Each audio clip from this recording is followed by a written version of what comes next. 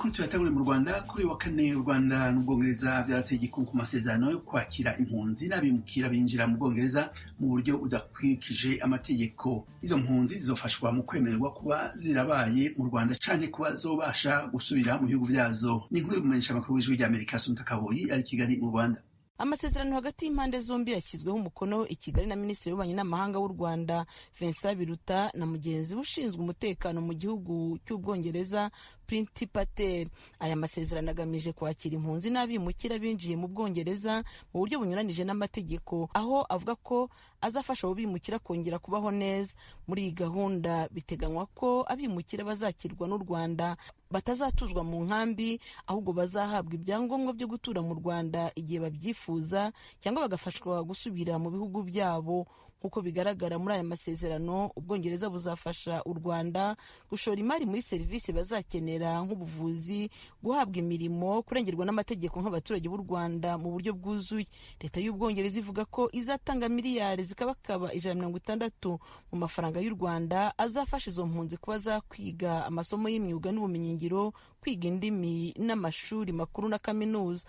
Minisitiri w'Ububanyi n'Amahanga w'u Rwanda Vincent Biruta yasobanuye zimwe mu mpamvu zatumye u Rwanda rufata iya mbere mu kwakira izi mpunzi. U Rwanda rero dushingiye ku mateka yacu, igihugu cyacu kigizwe n'abantu benshi banyuze muri ubu buzima bw'impunzi, bagize igihe batari bafite igihugu kibemera. Kandi mu mateka yacu nanone twakiriye impunzi nyinshi mu bihe bitandukanye, n'uyu munsi dufite impunzi igera ku 130.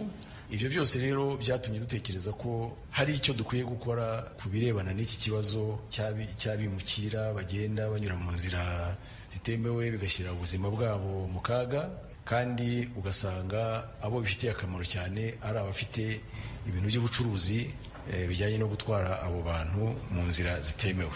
Nta mubare watangajwe w'izo mpunzi zizazanwa mu Rwanda, ariko Minisitiri w'Umutekano mu Bwongereza Priti Patel yavuze ko adashaka kujya mu mibare, gusa agaragaza ko abageze mu Bwongereza bose mu buryo bunyuranije n'amategeko barebwa n'uyu mugambi. Everyone who enters the UK illegally will be considered for resettlement and being brought over to Rwanda. Aragira ati, umuntu wese winjiye mu Bwongereza mu buryo bunyuranije n'amategeko azatekerezwaho muri uyu mugambi wo kubazana mu Rwanda. Hari abantu benshi binjiye mu Bwongereza mu buryo butemewe nk'abaza mu mato matoya babifashijwemo na ba rusahurira mu nduru. Abantu nk'aba rwose bazatekerezwaho muri uyu mugambi.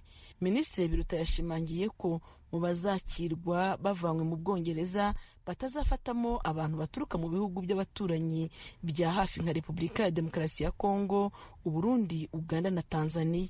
Minisitiri w'Ububanyi n'Amahanga w'u Rwanda yanagaragaje ko bazanita mu kureba ibijyanye n'imyitwarire ya muntu, kandi bikazakorwa hisunzwe amategeko. Mu gukora ibi ngibi tuzubahiriza amategeko mpuzamahanga yose n'amasezerano ibihugu byacu byashyizeho umukono, kandi ariko dutangire gutekereza ubundi buryo bwakoreshwa kugira ngo kiriya kibazo gikemuke. Nitubikora bikagenda neza, turizera ko n'ibindi bihugu bishobora kuzarebera kuri iyi gahunda nabo bakagira icyo bakora.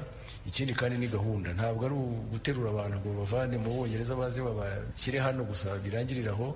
Ni gahunda y'imyaka 5.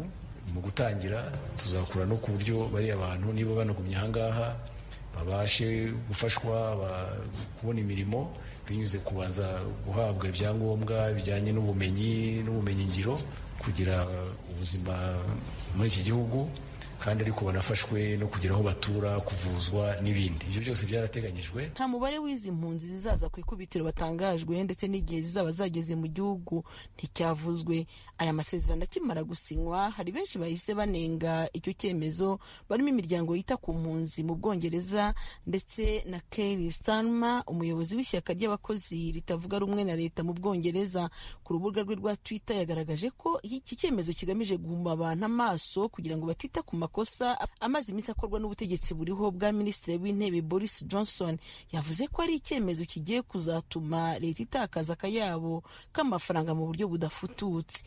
Si ubwa mbere u Rwanda rwakiriye abimukira, kuko guhera mu mwaka wa 2019 rwatangiye kwakira abimukira baturutse mu gihugu nka Libya. Ubu abagera ku 1000 bakaba aribo bamaze kugera mu Rwanda, nubwo abenshi bamaze kubona ibihugu bibakira. Aba bimukira bacumbikirwa mu kigo kiri mu Bugesera mu ntara y'Iburasirazuba, nyuma nyuma bakagenda bakirwa n'ibihugu by'i Burayi na Canada. Igikorwa ishami rya ONU rishinzwe impunzi rivuga ko kigenda neza kugeza ubu. Usibye abo, u Rwanda rufite n'izindi mpunzi zibarirwa ku bihumbi 130 baturutse muri Repubulika ya Demokarasi ya Kongo ndetse n'igihugu cy'u Burundi. Assumpta Kaboyi, Ijwi ry'Amerika, i Kigali. Urakoze Assumpta. Tukivuga kuri inkuru y'amasezerano hagati y'u Rwanda n'Ubwongereza ku bijanye n'abimukira hamwe n'abasaba ubuhungiro, mugenzi wacu Venuste Nshimirimana yahaganiriye n'icegera c'umuvugizi wa leta y'u Rwanda Alain Mukurarinda atangura asobanura icatumye u Rwanda rwiyemeza kuja muri ayo masezerano. Icyambere nuko uyu munsi turimo tuvugana hari ikibazo cy'abimukira benshi, hari ikibazo cy'impunzi gihari, abantu turebera abantu banyura mu nzira bagenda bapfa, bagenda bibwa, bagenda bacuruzwa, bakoreshwa ubucakara, bagenda barohama hirya no hino aho bambuka bagerageza kujya mu bihugu by'i Burayi, nta kintu gikorwa. U Rwanda rero rwasanze hagomba ubufatanye hagati y'ibihugu bya Afurika n'iby'u Burayi ndetse n'ibihugu by'isi yose muri rusange, ndetse n'imyumvire n'imitekerereze mishya kugira ngo turebe yuko icyo kibazo cyakemuka, kuko byaragaragaye yuko nubwo ibyo bihugu abantu babasha kujyamo bikaza politike zo kwimana impushya za viza cyangwa se gukaza umutekano ku mipaka, ntabwo bibuza abo bantu rwose kujyayo, kandi izo nzira zigaha imbaraga n'abariya bakora ibyaha nyine byo kwambutsa abantu uburyo bunyuranyije n'amategeko. None se ibyo uvuga byaba bisobanura ko ari u Rwanda rwasabye kwakira abo bimukira n'abo basaba ubuhungiro kubera ubugiraneza, cyangwa se n'u Rwanda rwabisabwe kugira ngo rworohereze Ubwongereza? U Rwanda rwarabisabwe bashingiye ku bunararibonye dufite. U Rwanda ni igihugu cyabayemo impunzi, abantu bahunga, abantu bahunguka, abantu bongera bagahunga, ndetse n'u Rwanda rwakiriye impunzi nyinshi, ariko urumva ko n'u Rwanda ubwarwo rwagombye kubyemera n'iki, ni ubushake, ni ubumuntu, ni experience umuntu aba afite yo kuvuga ati nzi uko nahunze byambayeho, nzi byambayeho, numva nanjye nafasha abandi. Ubwongereza ni kimwe mu bihugu by'Uburayi byakira impunzi nyinshi ndetse n'impunzi zikunda gushaka kwinjiramo. Kuguha nk'urugero, muri kino cyumweru kirangira hinjiye abagera ku 5,600. U Rwanda ruzajya rwakira abo bose baza mu Bwongereza, ruzakira bangahe buri kwezi cyangwa se buri mwaka? U Rwanda ruzajya rwakira mu byo bumvikanyeho, ibihugu byombi byumvikanyeho, umuntu wese uje mu Bwongereza mu buryo bunyuranyije n'amategeko. Sinzi niba muri abo ngabo uvuze 5,000 ari abantu 5,000 bose binjiye mu buryo bunyuranyije n'amategeko, abo nibo bazajya boherezwa mu Rwanda. Bagera mu Rwanda hakaba uburyo bwo kubaha ibyangombwa, bamwe nk'impunzi, abandi nk'abimukira. Bamaze kubona ibyangombwa ni ukuguma hano mu gihugu, ntabwo ari ukubashyira mu nkambi, ntabwo ari ukubashyira ahantu habo, ni ukubavanga n'abandi banyarwanda. Ikindi nyamukuru kirimo ni iki, ni uko umuntu utazashaka kuguma hano azoroherezwa gusubira iwabo, ku buryo bashobora no gusaba kongera gusubira mu Bwongereza. Asabye kongera gusubira mu Bwongereza mu buryo bwemewe n'amategeko bakamwemerera, azagenda rwose nta kibazo. Imiryango imwe itavuga rumwe na leta y'Ubwongereza, ndetse si Abongereza gusa, ari n'abanyamahanga. Nahoze ndeba uwahoze ari minisitiri w'intebe Guy Verhofstadt yavuze yuko iyi gahunda atari nziza. Hano mu Bwongereza abo mu ishyaka ryari bavuze yuko iyi ari gahunda idashobotse ndetse igayitse. Kuba abantu bavuga yuko u Rwanda rufite ikibazo cyo kubahiriza uburenganzira bwa kiremwamuntu, rukaba ruhawe kwakira abantu nk'abo ngabo, mwebwe nka leta y'u Rwanda ibyo mubyakira mute? Ndumva ikigayitse kurusha ibindi n'abo bose bavuga ni ukubona abantu bicaye aho barebera, bafite ubushobozi, bakarebera abantu bapfira mu butayu, bakarebera abantu bagurishwa, bakarebera abantu bagirwa abacakara, bakarebera abantu barohama mu mazi, bajya iwabo mu Burayi ntagire ikintu babikoraho. ngira ngo icyo nicyo kigayitse kurusha kuba hari abandi bashaka kugerageza inzira nshya, kurusha kuba hari abandi bashaka kugerageza imyumvire, imitekerereze misha kugira ngo bakemure ikibazo. Alain Mukurarinda, umuvugizi wungirije wa leta y'u Rwanda, ndagushimiye cyane ku bw'akakanyo uhaye Ijwi ry'Amerika. Murakoze cyane. Tukivuga kandi kuri aya masezerano yasinywe hagati y'u Rwanda n'Ubwongereza, mbega abanyapolitiki batavuga rumwe na leta y'u Rwanda bari imbere mu gihugu hagati bayabona gute? N'ivyo mugenzi wacu Tim Ishimwe yabajije Bernard Ntaganda, umuyobozi w'umugambwe PS Imberakuri utavuga rumwe na leta y'u Rwanda. Aya masezerano ko twabonye ntabwo yumvikana ukuntu igihugu cy'Ubwongereza bivuga ko igihugu kigendera kuri demokarasi, kubahiriza uburenganzira bw'ikiremwamuntu, kubahiriza amategeko, bagira amasezerano n'ariya bita amategeko mpuzamahanga, itondeho bikarushaho kuba bigirana n'igihugu cy'u Rwanda. Nari neza ko ari igihugu ushingira kuki uvuga ko aya masezerano ari agahomamunwa mu gihe Minisitiri w'Ububanyi n'Amahanga w'u Rwanda Vincent Biruta yavuze ko hazabanza kurebwa imyitwarire yabo ndetse hazakurikizwa amategeko? Wowe ushingira kuki uvuga ko aya masezerano ari agahomamunwa? Ushingira kuri byinshi barashaka gufasha cyangwa se gushaka igisubizo kirambye ku bibazo bituma bariya abantu bimukira mu gihugu cy'Ubwongereza no mu bindi bihugu by'Uburayi ndetse n'ahandi, ariko bakibageza ko igisubizo bari gutanga ni ukuvuga ko kubaza mu Rwanda ntabwo ari igisubizo gikwiye. Ikibazo bariya abantu bafite bimuka bajya mu gihugu cy'Uburayi, icyo bahunga ni ubutegetsi bw'igihugu muri Afurika, icyo bahunga ni uguhunga ubukene buterwa n'uburyo ibihugu bya Afurika biyoborwa n'abanyagitugu. Ari ibihugu birangwa n'ikintu cyitwa urushwa, bifata ayo mafaranga aho kugira ngo yashyireho iterambere, ayo mafaranga bikayakoresha mu nyungu zabo cyangwa se hamwe ashobora kuba najya n'ibyo bihugu by'Iburayi kuyabika.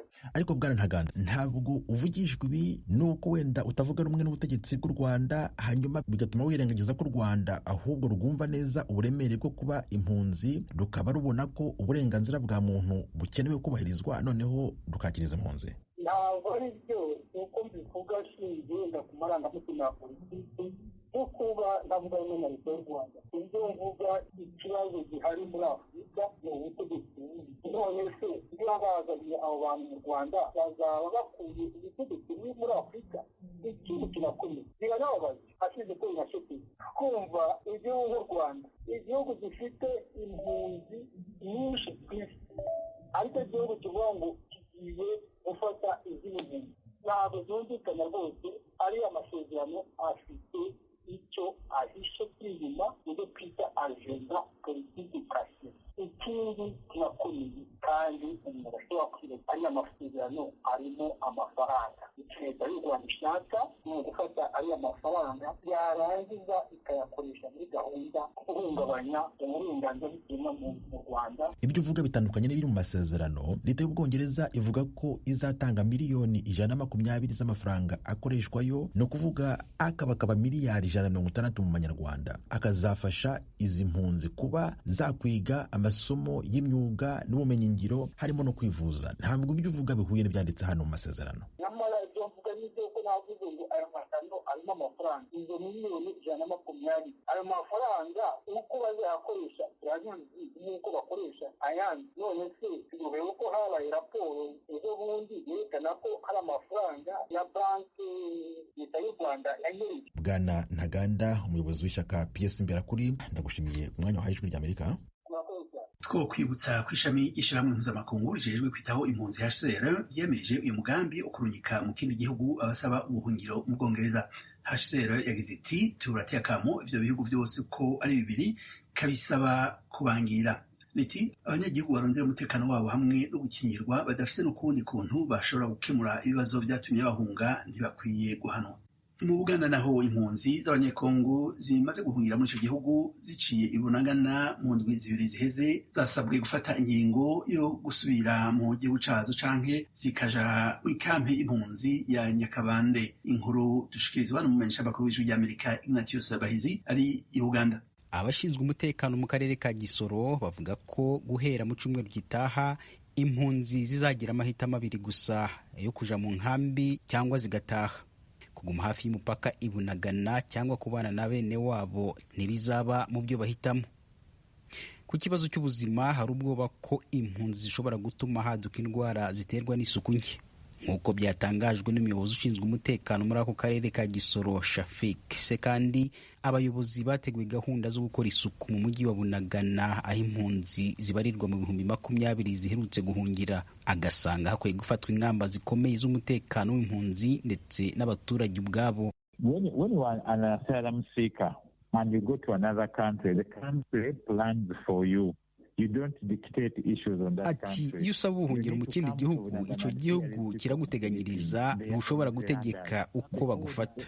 Iyo ugeze Bunagana ubu ngubu ubwiherero bwose bwaruzuye, abantu barimo gukoresha ahantu hose basanze nk'ubwiherero. Muri iki gihe hano Gisoro harakonje cyane, abana babo bashobora kurwara umusonga bagapfa.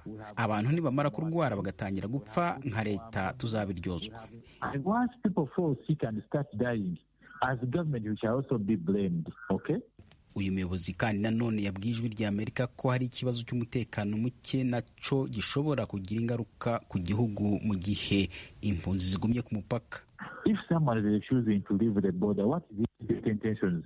Niba umuntu yanze kuva ku mupaka abagamije iki? Niba yambuka muri Kongo buri gitondo nimugoroba akagaruka kuryama muri Uganda, aramutse ari igisambo maze agarutse avuye muri Kongo akazana imbunda akayihisha muri Uganda, bukeye bwaho iyo mbunda ikica umunya-Uganda, urumva ko ari twe twabibazwa. I Nyakabande umuntu wese uhageze arasakwa kugira ngo atahingira n'intwaro. Zimwe mu mpunzi twavuganye ariko zivuga ko zitinya kuja muri iyo nkambi y'agateganyo ya Nyakabande kuko iyo zihageze amaherezo bazimurira ahandi mu zindi nkambi za kure cyane mu gihugu. Izi atahubwo zasubira mu gihugu cyazo uko bizaba bimeze kose. Ese mugabo ko usubira mu Kongo ko byanze no kuja mu nkambi nabwo ndi kumva ari ubuzima bubi, twakora iki? Uzashobora za Kongo uzashobora je mu nkambi kandi uko nikumva amateso bari mu nkambi ngo batemerera abantu ngo bitekere, bari kohereza abantu bagatekera abantu za kawunga, kandi abantu bose ntabwo ariko ngo bakanga ko abantu bakitekera. Icyo nicyo kibazo cyo benshi bafite. Ubwanjye njyewe ntabwo nditari kujya mu nkambi, uzabwira ngo dusubireyo tuzasubirayo. Tuzashaka kujya muri Kongo ahandi hatari intambara. Mu nkambi ubuzima bwo mu nkambi kandi urukumva bari gushyiramo n'amategeko bamwe abantu batashobora. Kawunga ntabwo ari buri muntu ujya uyirya, umuntu aba afite guze, aba afite ukuntu abaye, ugasanga bari gushaka kugurisha kawunga buri munsi, ndetse n'ibyo ntabwo bashaka ko abantu basohoka, ahubwo abantu babaye imfungwa. Hari n'abatekereza ko amahoro ashobora gusubira mu karere kabo igihe icyo ari cyo cyose bagasubirayo. Ariko mu rwego rwo gusubiza icyizere muri izi mpunzi, ishami rya leta rishinzwe impunzi ryatangaje ko noneho izo mpunzi ziri i Nyakabande zitazahita zimurirwa mu nkambi ya kure y'igihugu cyazo, ahubwo ko zizemererwa kumara iminsi 60 kuri icyo kigo kizakira mu gihe zitegereje umutekano kugaruka mu gihugu cyabo. Komiseri ushinzwe impunzi Douglas Asimwe yatangaje Ijwi ry'Amerika mu butumwa bugufi ko nyuma y'iminsi 60 aribwo guverinoma izafata icyemezo cyo kujana impunzi mu nkambi ya kure bitewe n'uko umutekano uzaba wifashe iwabo.